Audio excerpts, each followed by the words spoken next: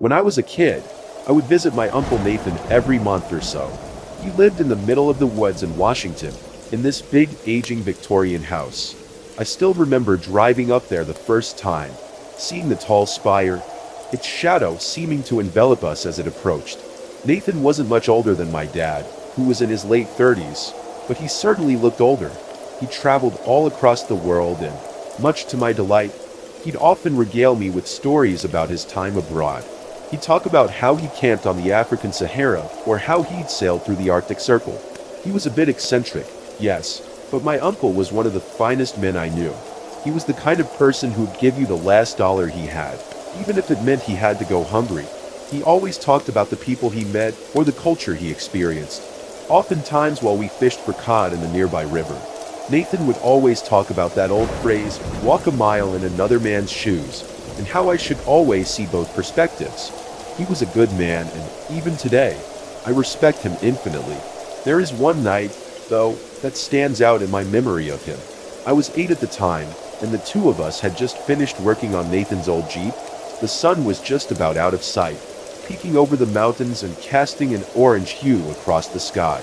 Nathan sent me to bed, since we needed to be up early the next day. He hoped we could squeeze some fishing in before I had to go home. As I pulled the covers up, I heard a small clattering outside. I was curious, so I hopped out of bed and crept downstairs. The drapes were pulled back, allowing me to see Nathan, sitting on the edge of the porch. He seemed sullen, breathing heavily as he scanned the tree line. It was then that I noticed the shotgun in his right hand, cold steel shimmering in the sunset light. A small plastic bucket sat on his left, filled with some kind of indescribable red sludge. I looked around the small clearing, noting its various landmarks. The Jeep, the large rock near the trees that Nathan let me climb, even mountains in the distance. One thing that caught my eye was the shed, just off the right of the house. It was a shabbily built mess that Nathan had always kept locked and bolted tight with several chains. He'd forbid me from going inside, saying that it was filled with equipment and I could get hurt.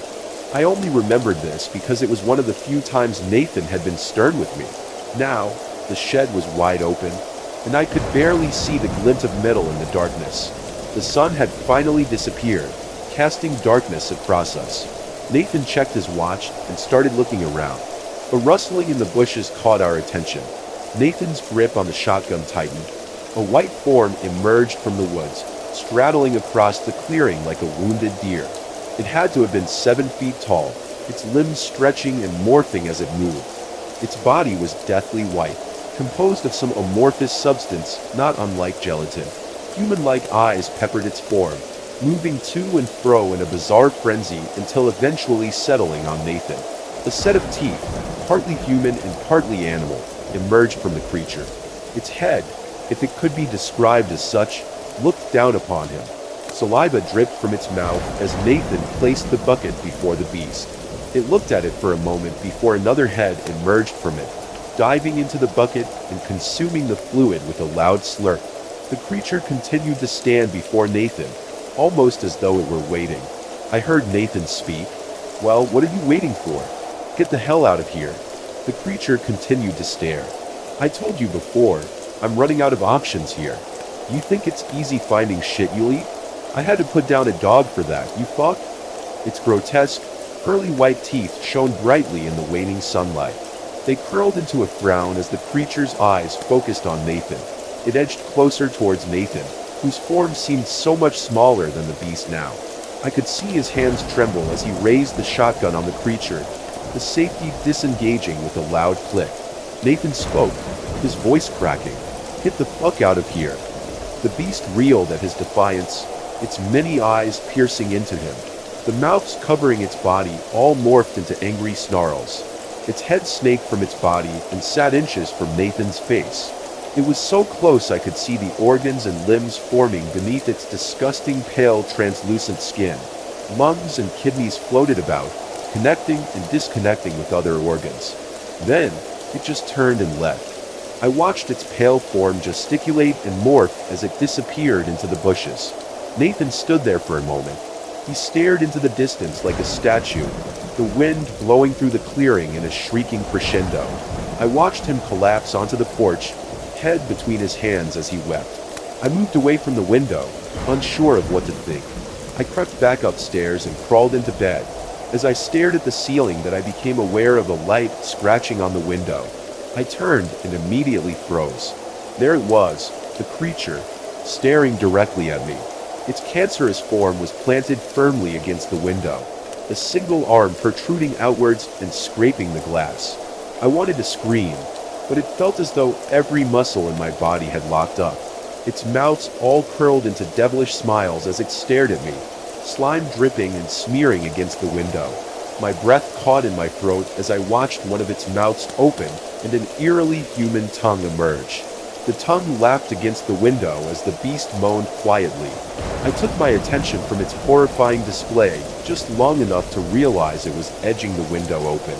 Just as I prepared to slam the window shut, Nathan pounded up the stairs and threw the door open.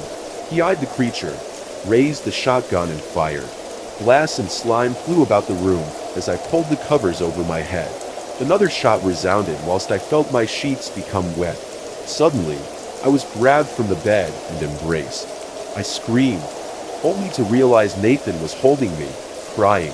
He'd thrown the gun down and told me he was sorry, that he never should have brought him here. I looked to the window. The beast was gone. When my father picked me up the next day, Nathan took him aside and whispered something to him. My father never told me what he said, even on his deathbed. I never went back to Nathan's home, either. I went on with my life. I moved out, got a girlfriend, started going to college. I never even really thought much of my experience. I figured it was some kind of bizarre night terror. However, one day I was with my mother for a family gathering and the topic of my uncle came up. When I asked her about him, she unceremoniously told me he'd died. When I pressed her about it later, she said that he'd died under bizarre circumstances about a year after my last visit. Curious, I decided to investigate further.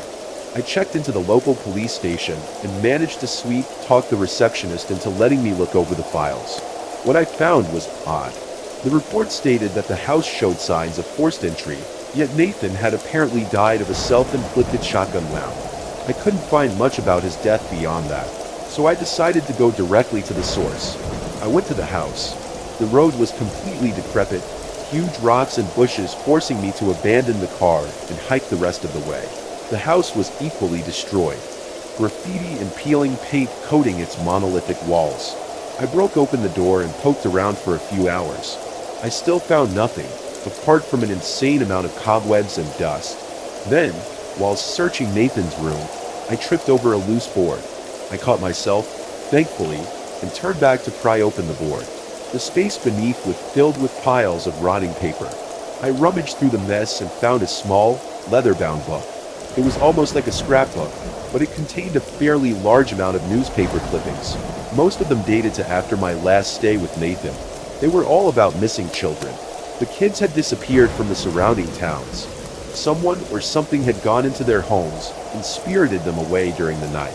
The papers reported that there were no real clues, only that small amounts of clear slime were found in the children's rooms. I was unnerved, to say the least. I quickly grabbed my things and left the building. The sun had just fallen behind the tree line, bathing the open space in front of the house in amber light. Just as I started to head back towards the car, I spotted something moving in the bushes. I thought it might be a coyote or a mountain lion, but a cold chill ran down my spine when I got a better look at it.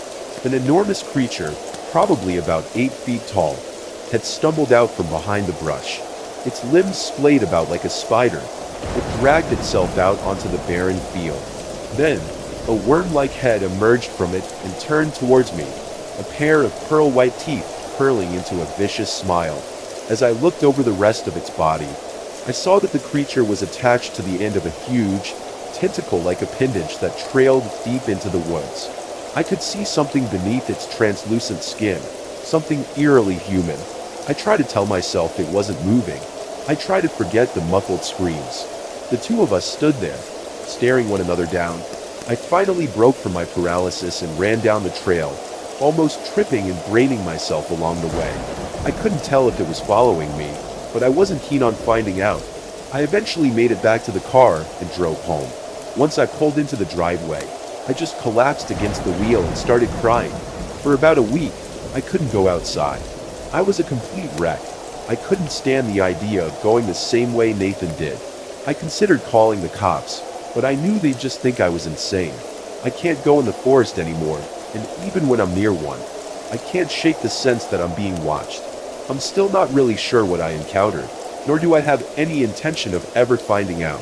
While I've considered the idea of returning to try and kill the creature, I have little doubt I'd suffer the same fate as my uncle. The old Victorian was destroyed, along with half the woodlands, in a massive forest fire. I hoped that maybe the creature had been killed, but then I turned on the news this morning. 3 children, stolen from their homes in the night. The police were baffled. No fingerprints, no DNA, nothing. The only thing they could find was translucent slime slathered on the children's windows. Thanks for watching. Please like, share, and subscribe to listen to similar stories in future.